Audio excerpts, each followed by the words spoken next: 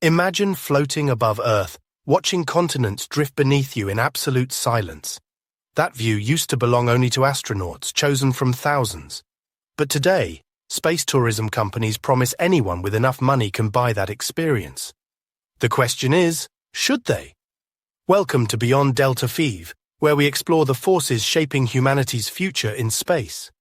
Space tourism is no longer science fiction. It is happening right now. Virgin Galactic flies passengers to 80 kilometers altitude on rocket-powered spaceplanes. The entire journey lasts about 90 minutes, with only a few minutes of weightlessness. You see Earth's curve, the blackness of space, and feel gravity release its grip. Early customers paid around $200,000 per seat for this privilege, but today, Virgin Galactic charges closer to $600,000.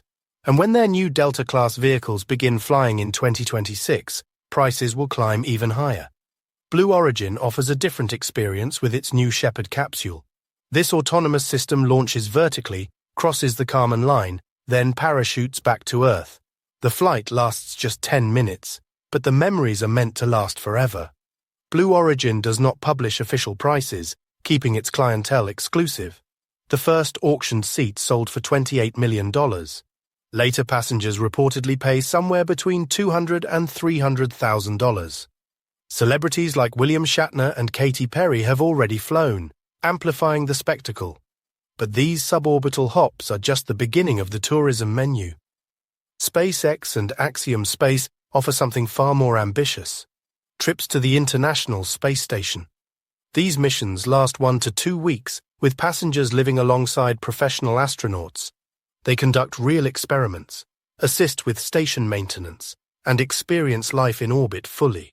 The cost for one seat on these missions? $55 million or more. Some missions are funded entirely by governments buying slots for their national astronauts. But behind every ticket, whether suborbital or orbital, lies a colossal infrastructure.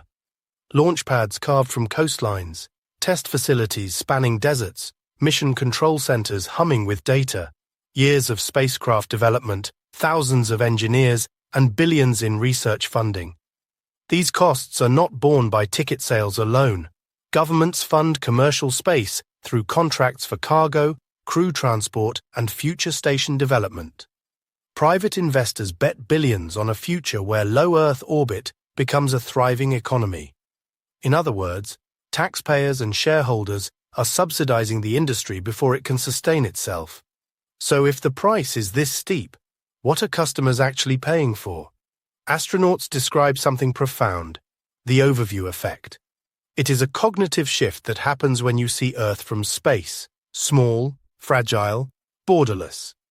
Many report overwhelming awe, a sense of interconnectedness, and urgent environmental concern. The term was coined in 1987 by space philosopher Frank White.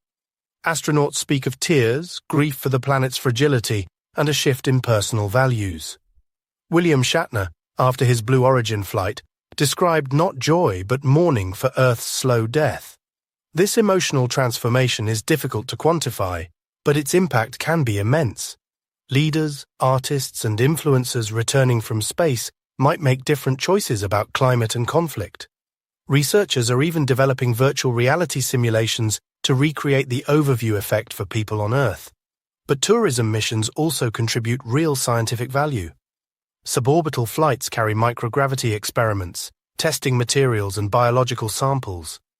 Private missions to the ISS conduct dozens of experiments in biomedicine and materials science. These tourists act as temporary researchers, gathering data that benefits institutions back home. Every flight also stress tests life support systems, navigation software, and emergency protocols. This iterative improvement drives innovation that extends beyond tourism to satellites and exploration. Reusable rocket technology, developed partly for tourists, has slashed the cost of reaching orbit. That means cheaper satellite launches, more climate monitoring, and faster deployment of communication networks. So tourism is not just vanity, it is funding and testing technology the world needs. But this progress comes with serious ethical questions we cannot ignore. The first concern is inequality. Today, only ultra-high net worth individuals can afford to fly. A single seat costs more than the lifetime earnings of most people on Earth. That money could fund thousands of scholarships, build hospitals, or finance climate adaptation projects. Critics argue space tourism is a playground for billionaires while billions lack basic necessities. It reflects and reinforces the vast wealth gap defining our era. Then there is the environmental cost. A single launch emits hundreds of tons of carbon dioxide directly into the upper atmosphere. Rocket soot and gases linger in the stratosphere far longer than emissions at ground level. Black carbon from rockets can warm the climate hundreds of times more effectively than typical jet emissions. Today, rockets contribute less total carbon than aviation, but launch rates are rising fast. Scientists warn that unchecked growth in space tourism could triple atmospheric warming from rocket emissions. There are also concerns about damage to the ozone layer, which we have fought decades to protect. Currently, no global regulations govern rocket emissions or how many launches are too many. The industry argues it is innovating toward cleaner fuels and more efficient vehicles. But critics say we are prioritizing luxury joyrides over planetary survival. Accessibility remains another stubborn problem. Companies promise prices will eventually fall as reusable rockets and higher flight rates lower costs. Even optimistic forecasts still predict tickets costing tens or hundreds of thousands of dollars for decades. True democratization of space remains a distant dream, not an imminent reality.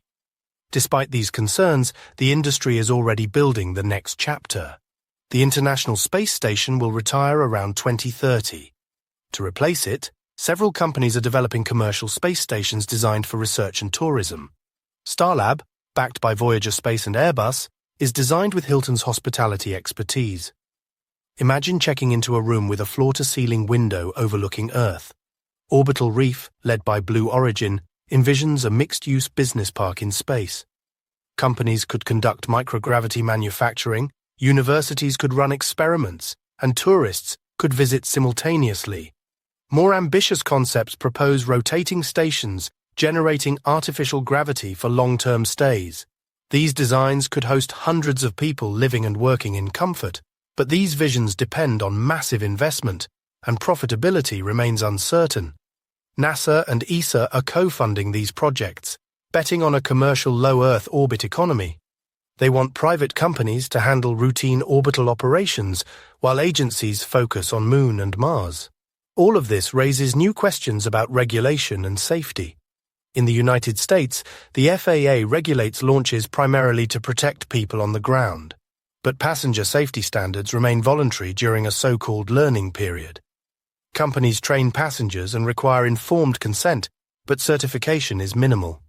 That learning period is set to end in 2028, forcing regulators to make tough choices. Will space tourism become tightly regulated like aviation, or remain a high-risk adventure sport? The answer will shape who flies, how safely, and at what cost. Meanwhile, the economic ripples from space tourism are spreading. The industry employs thousands: engineers, technicians, mission controllers, even hospitality designers. It drives demand for advanced materials, robotics, and AI-based mission systems. Market projections suggest the space tourism sector could reach $8 to $10 billion by 2030. But profitability depends entirely on keeping costs down and demand high. One accident, one fatality, could freeze the entire industry overnight. Advocates argue tourism revenue helps fund infrastructure needed for Mars missions and lunar bases. Technologies developed for wealthy tourists will eventually support more utilitarian missions. Life support systems, reusable rockets, and orbital habitats all benefit from tourism investment. But critics counter that profits may simply flow to shareholders, not humanity's collective future. There is no guarantee this wealth will be reinvested in equitable exploration. So we are left with a paradox. Space tourism represents incredible human ambition, engineering brilliance, and cosmic curiosity. It pushes technology forward, inspires young people to dream bigger, and tests systems we will need beyond Earth. But it also mirrors our deepest inequalities, consumes resources we desperately need at home, and threatens our climate. It is both a symbol of progress and a warning about who that progress serves. The question is not whether we can reach space. We already have. The question is whether we will build a future in space that reflects our highest values or our worst tendencies. Will space be a commons accessible to all, or a luxury reserved for the few? Will tourism revenue fund sustainable exploration, or just enrich a privileged elite? Can we afford the environmental cost, or are we mortgaging Earth's future for a 10-minute thrill? These are not abstract philosophical puzzles, they are decisions being made right now. Every ticket sold, every launch approved, every regulation written shapes what comes next. And we, as a society, must decide what kind of future we want among the stars. Do we see space tourism as vanity and waste, or as necessary infrastructure for survival beyond Earth? Is the overview effect valuable enough to justify the emissions and inequality? Can innovation truly trickle down, or will it remain concentrated in the hands of the wealthy? There are no easy answers, only trade-offs that reveal what we value most. Perhaps the real test of space tourism is not whether we can afford to go, but whether we can afford not to. If tourism funds the infrastructure for permanent settlements, it may justify its excesses. But if it simply becomes another luxury market serving the ultra-rich, history will judge us harshly. The choice is ours, and the clock is ticking. So I want to hear from you. If someone offered you a ticket to space tomorrow, would you take it? Do you see this industry as humanity's next great leap, or a dangerous distraction? Share your thoughts in the comments. The conversation about our future in space starts here. If you want more deep dives on space exploration, technology, and the forces shaping our cosmic future, subscribe to Beyond Delta Vi, because understanding how we reach space is just as important as why we go. Thanks for watching, and I will see you beyond the Delta V.